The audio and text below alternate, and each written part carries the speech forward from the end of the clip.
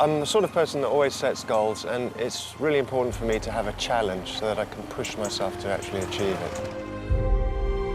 My trip takes me through 28 different African countries and covers 40,000 miles, and actually is a fifth of the world's surface area. Spencer, when he decides to do something, he is a determined character and he's a strong character. But I must say that this came as a bit of a surprise, quite frankly. 28,000 miles around Africa on his own, without any support, is quite a task. It's a challenge. The sacrifice I've had to make, obviously, is I've got to give up my family for a year. I have 2 girls, and it's going to be difficult for them, and it's going to be difficult for me, but I hope they'll be proud when I return. Well, obviously, I'm really proud of him, and I really hope he can do this, but I'm slightly worried, especially about countries that are dangerous. Of course it's reckless. Spencer does have a habit of living on the edge. Obviously, we're all going to miss him, but we know that he can do this and he will come back safely. I admire and respect people who try these extreme challenges. I think the appeal about motorcycling is that it is a very free-spirited adventure, in the sense that you are alone with the machine, you need to feel the machine, and at the same time you're getting overload on your senses because you're seeing new landscapes, new people, and you have to stay very, very alert all the time.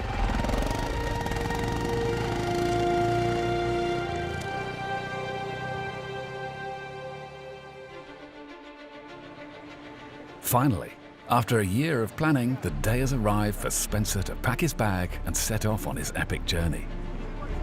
The British weather turns up in all its splendour, as does the entire village, family and friends, to wish Spencer the luck he will need. All ready to go now. Nice weather. Bikers who've heard about this ambitious journey also turn up to ride with him to Dover, where he'll board the ferry to France. With this send-off, he can't change his mind and run off to the nearest cosy pub.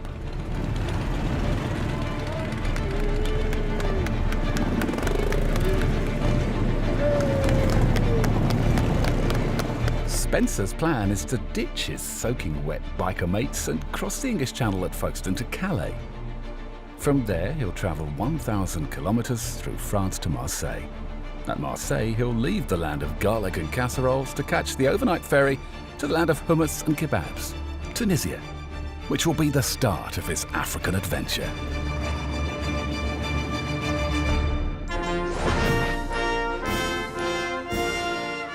It's really weird. I'm doing this because I have to, but I don't feel in the mood because I've just driven through France in the pouring rain. Respect to everybody who helped me out, and I'm gonna make it. It's day 1 of 365 days. If I get back. Spencer's ambition for this epic adventure is not only to complete his journey within 1 year, but to achieve this on less than €20 a day. This will need to cover all fuel, food, accommodation, visas, bribes and any other costs. He'll also be recording the whole trip on a diary cam, which he's never used before.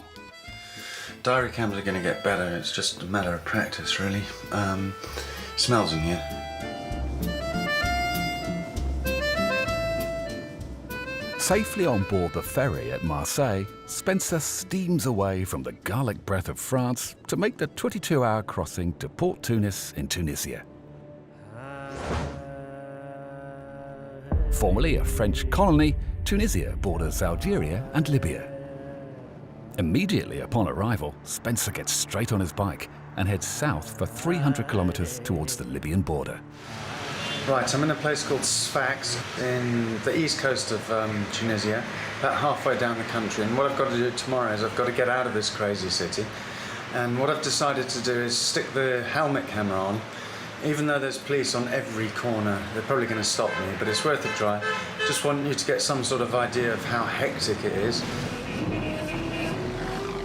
Suffering from stress face and what's known as white line fever, Spencer races across Tunisia through Gabes and Medellin, clocking up 350 kilometres in 1 day, to reach the Libyan border at Ras Al Jir.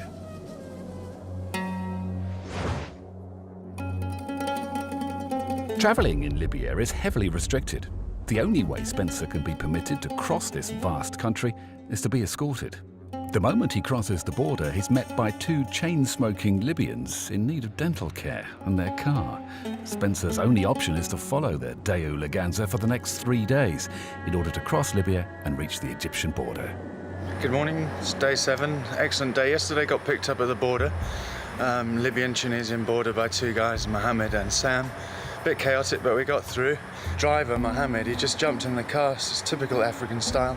Said, follow me, 120, 130, 140 kilometers an hour through traffic. He nearly crashed about 6 times. So today I'm just not gonna let him push it. I'm gonna take it easy. At a slower pace, Spencer makes good progress along the coast road through Tripoli.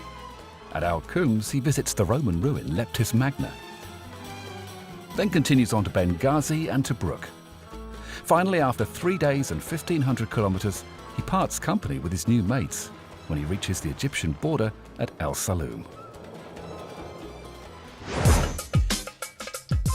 Egypt borders Libya, Sudan, Israel and the Gaza Strip. It has a surprisingly large population of 84 million, who mainly live along the Nile, because the rest of the place is desert. After only 10 days on the road, Spencer has crossed 4 borders, averaging one country every 2.5 days. Although clearly still in the grip of white line fever, he's beginning to settle into his journey. Yeah, when you read in the books about long-distance travelling and adventure riding and all that business, you read things and you think, yeah, right, but you know, it all falls into place after a while. You've got to set up routine. On my left-hand inside pocket are my spare keys. On my right inside pocket is my mobile phone. At the bottom of my right trouser leg is my passport. On the bottom of my left trouser leg is my money. It organises your brain and you got less worries, especially when you're going through a hectic border. Egyptian border, you know, 500 people pushing you around, hands everywhere, no personal space here at all, absolutely none.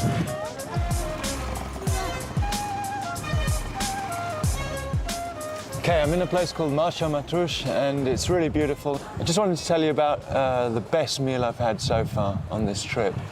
There were these 5 guys in the desert and they were cooking up a meal and they called me over. It was absolutely brilliant. We had seasoned meat, we had unleavened bread, we had a salad with sort of diced carrots, tomatoes and whole chilies, and they were really great. They also had a hawk. Anyway, they weren't too keen on me filming them, but I managed to persuade them after a while, after they'd hidden their guns for some reason. I don't know, I thought you're allowed guns here. After showing his gratitude for a meal served by 5 guys with loaded guns, Spencer travels the 450 kilometers to Cairo to get a visa for Sudan. Deciding to stay one night, he finds some low-budget accommodation downtown. Okay, this is the hotel I'm staying at, in the middle of Cairo. That's the roof, you can see, in perfect condition. It cost me about £3 to stay here. Here's reception. Feel at home away from home. I certainly don't. See, they have made an effort. Look, this place is hilarious. The restaurant. And here it is. There we go. Class.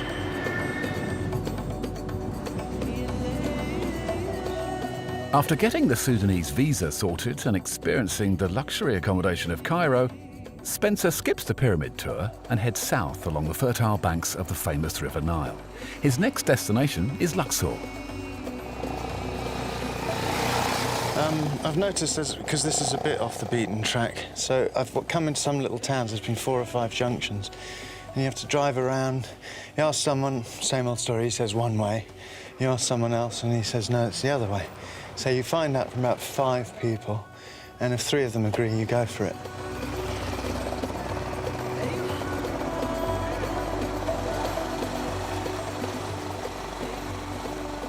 I've arrived in Luxor and I'm standing on the banks of the River Nile. How brilliant is that? And maybe in the distance in a minute you'll be able to see the iconic Valley of the Kings. I'm staying in the Bob Marley hostel which has got all the cliches. It's got Che Guevara posters, Bob Marley posters, Kurt Cobain posters, that kind of thing. It's kind of like my bedroom when I was 18. It's nice after Cairo to be in this relaxed place. I'm waiting for Diesel film crew to come, and we'll see, you know, what happens with the filming. We're filming all the way down to Aswan, and then my next step is Aswan to Wadi Halfa, 22-hour ferry, and then I'm in Sudan. Brilliant.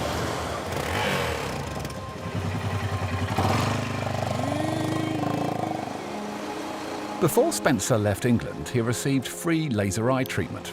In return, the laser company requested an advert to be shot during his journey. After spending a lot of time trying to find a suitable location, the camera crew finally started filming at a Nubian village on the banks of the Nile. To complete the picture, they borrow a camel from a friendly local. Spencer is not a TV presenter, nor does he have any ambitions as an actor. But with numerous takes, he manages to spit out the script. However, there were a few outtakes. Laser. I really didn't feel it. I didn't feel... Yeah, it's getting better. That was more natural, wasn't it? Don't let poor vision hold you back. That was better. That was more... As far as... It's allowed me to dream up these adventures. And now, here I am, taking on the biggest challenge of my life. That's it.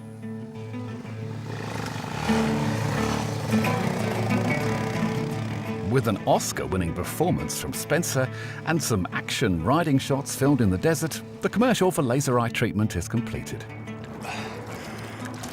As Diesel Films heads back to Blighty, Spencer moves on to the Aswan Dam to catch a ferry across Lake Nasser to Sudan.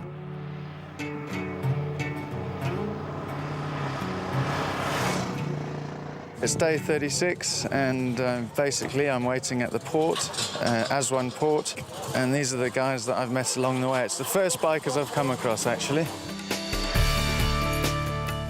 After a long wait, Spencer and his fellow bikers board the ferry and find space on deck to sleep for the overnight voyage to Wadi Halfa.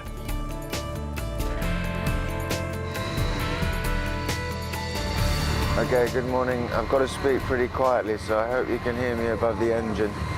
If you want to get down into sub-Saharan Africa, you have to catch this ferry. And as it stands now, we got on the ferry at 9 o'clock yesterday morning, and it didn't go till 10 o'clock at night. It was absolutely freezing, and the worst thing is I'm sleeping right by the very edge of the boat. This is how I slept, I'll show you.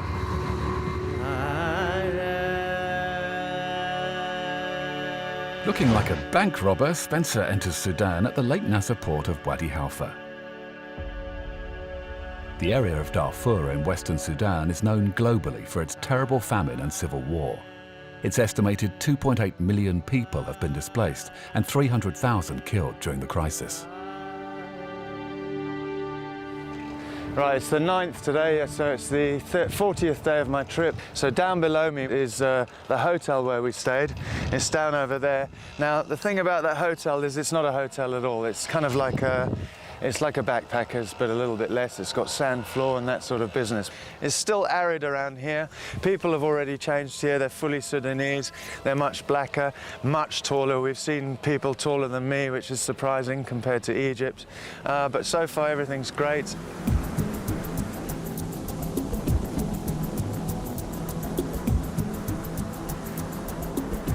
It's all going well.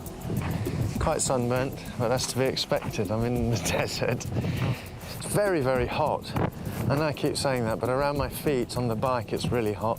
Got this cool breeze when you're going but quite fast, which is about 70, maximum 80. Spencer's route through Sudan from Wadi Halfa follows the Nile to Dongola, and in the capital, Khartoum. From there, he travels along the Blue Nile to Wad Madani. Here he finds more luxury accommodation, which includes an ensuite bathroom and a laundry room for his 3 socks. Right, I'm fighting against time because of the light, but I've just arrived at my destination and I just wanted to tell you about my day, which was absolutely brilliant. Now, I've ended up in a place called Wad Madani, which is about 3-4 hours away from the Ethiopian border. I should actually be at the border, but I've had 4 flats. Now, why did I have a wonderful day? Well, the tyre was going down, came past this place and saw tyres and everything. I thought, oh God, I'll go in there and he can sort it out. Went in there, there's a really great guy. We basically worked together and fixed it. It was a big cut. A rip in, and he sewed it up like you sew up things, and then he put a double patch on it and it's absolutely perfect. So that was great. People great, riding great. Okay, I left Wad Madani in Sudan this morning about 5:30, and I've been driving for 2 hours. I can't be that far from the Ethiopian border, and at last the sort of landscape's beginning to change a little bit. Getting out of the desert, sort of, at last, after 4 countries of it. Before Spencer leaves Sudan, he visits the typical roadside fast food outlet and orders himself the fresh local delicacy. There we are, this is our food. We're going to eat it. Yes.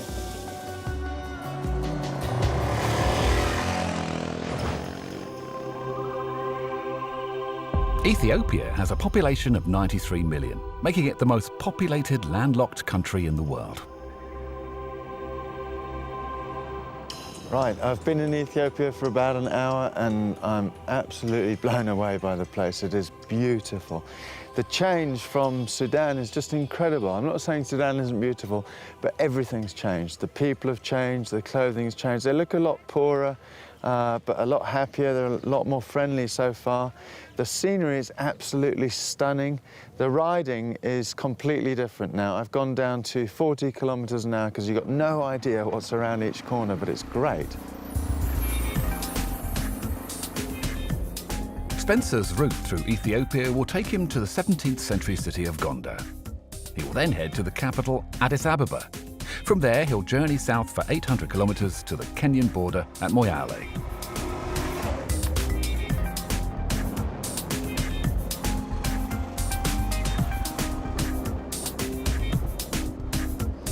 Right, I'm in the middle of Gondar, and I'm in this Gondar castle. It's just unbelievable. This is such a beautiful town, absolutely beautiful. This place is weird because, well, 300 years ago it was the second biggest capital in the whole of Africa for about 200 years. So it's quite a historic place. No way up. At the old ruins of Gondar, Spencer meets up with another blast from the past, his hairy mate Carl, who he first met at the ferry port of Wadi Halfa in Sudan. It's nice there.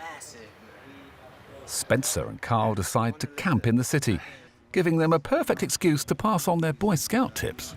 A couple of things about camping. You don't need a big tent. You can actually make it from the north to the south of Africa almost without a tent because there's always places to stay. My opinion is take a tent, but don't take a tent like these German guys that are with me, but it's just typical. Have a look. You can fit 20 Germans in there and maybe 60 Ethiopians. That's more the kind of thing that you want. See the size difference? After a night in Gondar, Spencer continues his journey towards Kenya. As he nears the border, he hears more and more reports about lawless bandits operating in northern Kenya.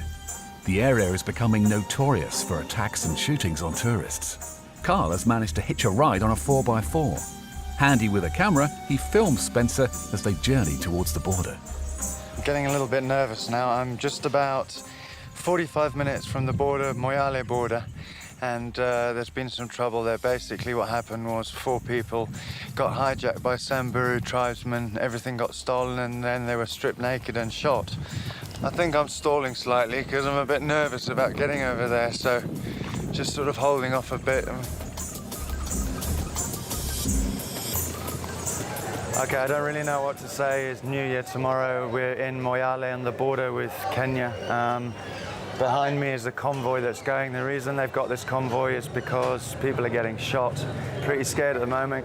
I'm going on my own. Carl's managed to get a lift with 3 English guys in a Land Cruiser, so I'm going to stick close with them.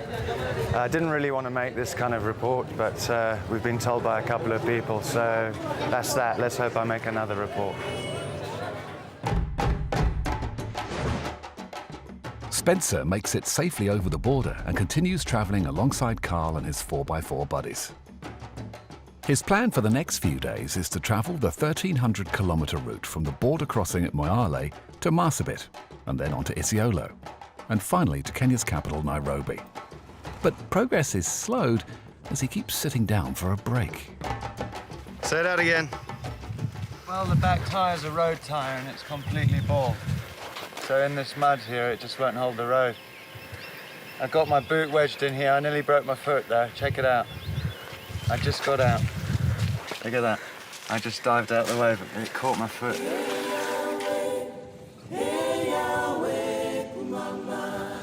Right, just came down from Moyale. It's 250 kilometers and we're down in Marsabit. Had a little bit of a prank. Injured my ribs, injured my shoulder, but it's nothing serious. And a little scratch on my back, which I'll show you now, because I'm sure the audience want to see my... So it's time for a shower, time for some food, and recharge the batteries for tomorrow. Back on the road, Spencer's rear wheel is taking a battering, causing a series of punctures. Because Spencer has to constantly stop for repairs, he becomes separated from the convoy and's left to fend for himself. Okay, I'm facing one of the biggest problems I've faced so far. I've had 5 punctures. It's about 40 degrees. I'm in the middle of nowhere. This is the state of my bike. Got a guy to help me. They're going to go and look for glue. And this is the road I'm going down to Isiolo. With glue found by the locals, the puncture is repaired. But Spencer is about to face a much greater and potentially fatal incident, literally around the corner. Just tell you what happened yesterday, because it's a bit weird and a bit frightening. 7 o'clock in the morning, I was driving along, and then on the top of the hill I saw 3 guys, and immediately one of them pulled up a gun and shot at me. And then there was a second shot, so I went down on the bike and I carried on riding. But then I think the third bullet must have hit the brake and the wheel, because everything just went, and the wheel, you can see it's in a bad state. But I picked up the bike, they came running down the hill, and I rode off. But then the problem was the wheel was punctured. I didn't have any repair kit, so I carried on driving, and unfortunately all the spokes got broken. Yeah, pretty much the most hectic day I've had on this trip so far. That's about all I can say at the moment, because my head's not really very together. The bike is unrideable, and Spencer is in a state of shock. Fortunately, he manages to make contact with Carl, who was waiting for him 100 kilometers away in Isiolo. Somehow, Carl manages to organize a truck to rescue Spencer and his busted bike. They head to the relative safety of Nairobi, where Spencer will have the time to consider the near-fatal shooting and whether he still has the will to continue.